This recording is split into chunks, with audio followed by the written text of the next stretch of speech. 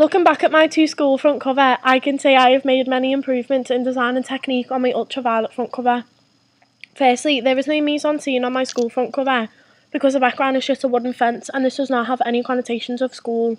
However, on my music magazine front cover, the background is a brick wall and this has connotations of indie because it shows an unusual format and darkness and fits well with the central image.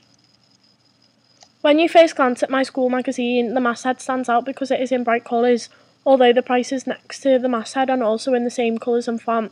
This does not show the real codes and conventions of a magazine because the masthead must be individual in its own colours and font, which you see when you look at my music magazine, because the ultraviolet masthead is the largest on the cover in its own individual font style and colour.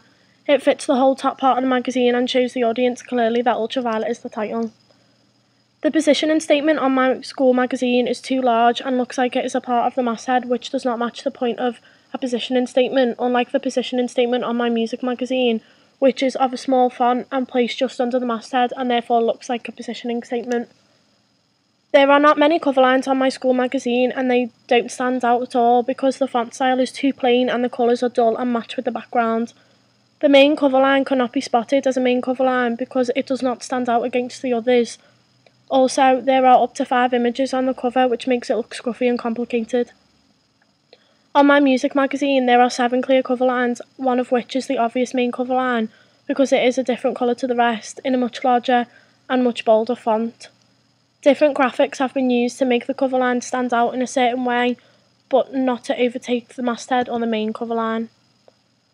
From looking at the central image on my school magazine, you cannot tell she goes to school because she is in her own clothes and isn't doing anything that shows school.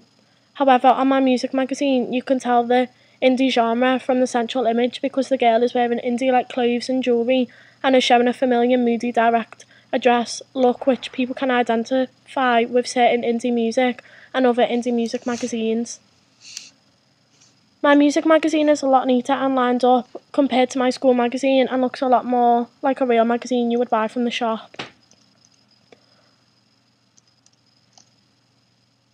Looking at my school contents page, you can see straight away that there are too many images spread all around the page of different sizes and rotations.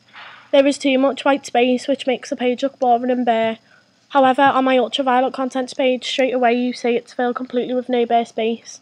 There are only 4 images which all fit together in different rectangular shapes. There is no structure layout to the school contents page and it would make people want to buy it because it's so untidy and hard to read, whereas the music contents page is very structured and has a neat layout which makes it easy for people to read. On my school contents page, the content is in a column which follows the codes and conventions, however there are not many features and this would not attract the audience unlike the music contents page, which has a lot more content to it and would make people show more interest in wanting to read the features. Overall, I have learnt how important following the codes and conventions properly is, as well as getting the image, text and layout right. The time and effort also needs to match the standard of work you are wanting to produce, and the designs have to be simple and not complicated in order to be finished and of a high quality.